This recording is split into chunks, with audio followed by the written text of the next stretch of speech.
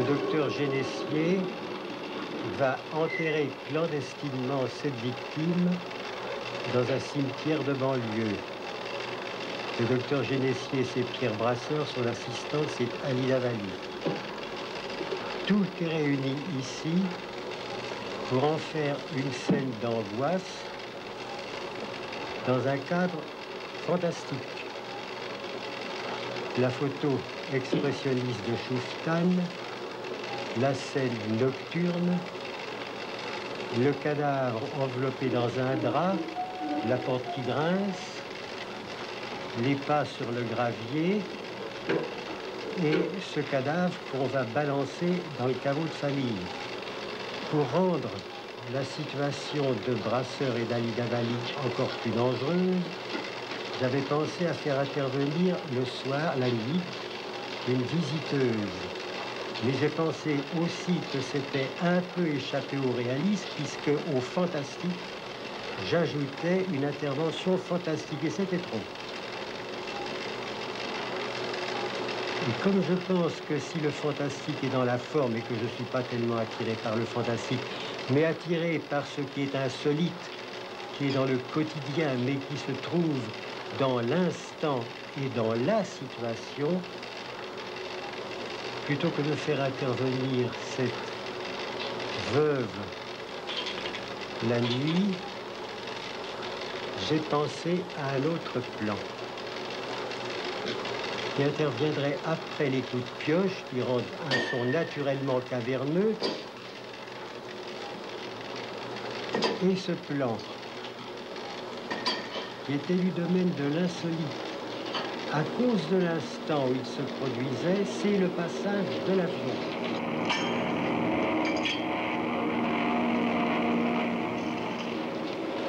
Ce qui m'intéresse donc, ça n'est pas le macabre qui précède, mais le lyrisme qui suit.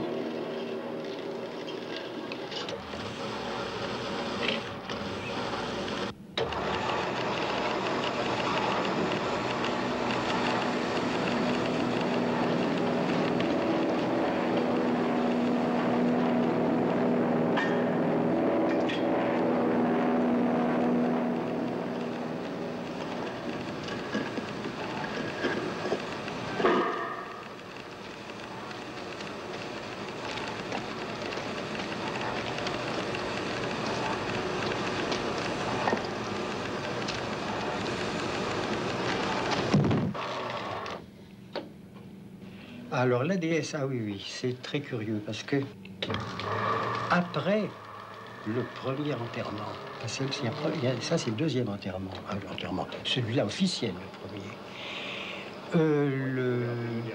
le professeur arrivait à la morgue où on lui a appris que sa fille, enfin, il devait identifier un cadavre à la morgue. Et on se trouve dans le cabinet du médecin légiste et qui attendait l'arrivée de l'éminent docteur Génessier qui devait venir à la mort pour éventuellement reconnaître sa fille qui avait disparu. Ah, le voilà. Et la morgue se trouve à l'endroit, à la râpée. Et il y a le métro aérien qui passe là, et on le voit. Alors il arrive à la fenêtre, il dit « Ah, le voilà », et ce qu'on voit, en fait, c'est le métro aérien. Et on avait cadré Schuftan, sachant bien qu'il y avait une voiture qui rentrait dans le champ. Oui. Mais j'ai commencé trop tôt, là. Faut que je recommence parce que c'est pas bon. Faut que j'attende d'avoir la voiture.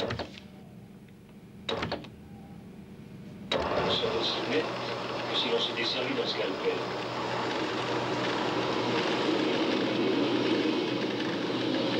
Ah, le voilà.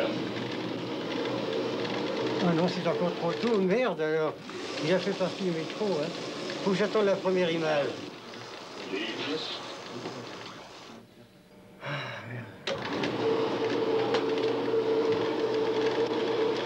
Donc, dans la première version, j'avais dit à Schuftan, une voiture va rentrer dans le champ. Il s'était axé sur cette histoire de voiture, avait fait un champ réduit, qui isolait tout de suite la voiture, parce que pour lui, c'était la voiture qui comptait. Et quand j'avais vu ça dans l'objectif, j'avais dit, c'est pas ça qu'il faut faire. Il faut d'abord cadrer la cour, mais avec un objectif plus large. Ne vous souciez pas de la voiture, ce qui compte, c'est la cour. La cour, c'est l'objet. Et on fait le champ large, on passe le truc. J'étais donc à l'objectif, la cour était vide, et je dis, partez. Alors, il se passe une seconde, et la voiture rentre dans le chemin. Je dis à Schuftan, oui, il se passe quelque chose. Il se passe vraiment quelque chose. Et j'ai compris, après, que s'il se passait quelque chose, c'est parce que la cour était vide. La voiture entrant dans le champ immédiatement, il ne se passait rien. Parce qu'il n'y avait pas cette seconde, à partir du moment où il dit le voilà, il n'y avait pas cette seconde d'attente où un plan est vide. C'est-à-dire que je pense que c'est dans ces plans où il ne se passe rien, que quelque chose passe et qui s'appelle le mystère.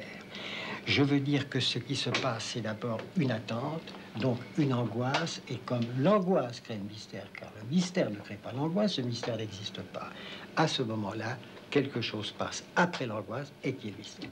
C'est donc un plan de mystère qui annonce un plan, qui annonce un malheur. Le malheur, c'est la nouvelle de la mort de sa fille. Alors on va repartir avec ce temps d'arrêt sur le champ large et la cour vide. On va le voir tout à l'heure. Ah, le voilà. J'accentue le temps d'arrêt. Et voilà.